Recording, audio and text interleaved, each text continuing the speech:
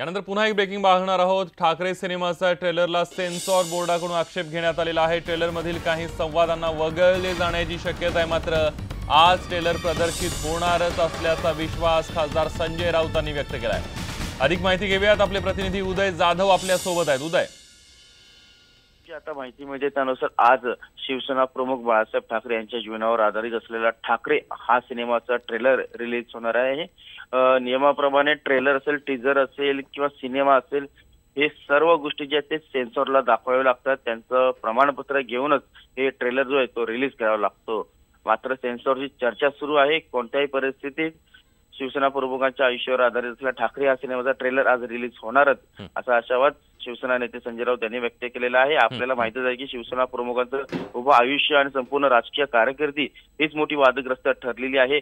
दाक्षिणात्यांच्या संदर्भात केलेले वक्तव्य असतील, बाबरी मस्जिद अयोध्या संदर्भात केलेले त्यांचे वक्तव्य असतील किंवा इतरही त्यांची अनेक जी भाषणं आहेत त्या संदर्भात अनेक आक्षेप नेहमी घेतला जात होता। कारण साहेबांची अनेक भाषणांमध्ये शिवराळ भाषा जी आहे ती वापरली गेली होती। त्यामुळे कुठेतरी सेन्सॉरने या संदर्भात खात्री लावण्याच्या सूचना केलेल्या आहेत। मात्र तसं असलं तरीही तो सिनेमा जसा आहे तसा रिलीज करण्याची मागणी शिवसेनेने लावून धरलेली आहे।